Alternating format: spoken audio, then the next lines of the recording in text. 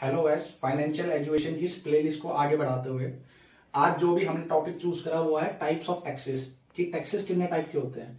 तो taxes basically two types के होते हैं, एक तो होता है डायरेक्ट टैक्स और एक होता है इनडायरेक्ट टैक्स। डायरेक्ट टैक्स कौन से टैक्स होते हैं? डायरेक्ट टैक्स वो टैक्स होते हैं burden and incidence bear by same person. इसका मतलब ये होता है गवर्नमेंट ने जिस पर्सन पे बर्डन लगाया, अगर सेम पर्सन ने टैक्स वो सेम पर्सन ने टैक्स पे करा तो होता है डायरेक्ट टैक्स। डायरेक्ट टैक्स के एग्जांपल, दो एग्जांपल है हमारे पास।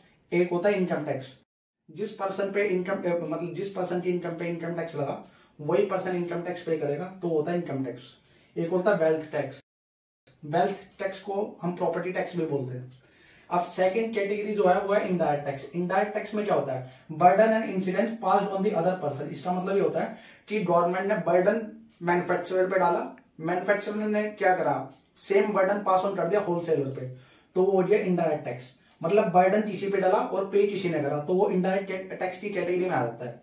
इनडायरेक्ट टैक्स के दो एग्जांपल है, जीएसटी जैसे कि आप सबको पता है, गुड्स एंड सर्विसेज टैक्स। एक होता है कस्टम ड्यूटी।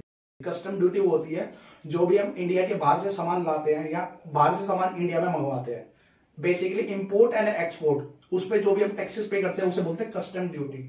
Thank you.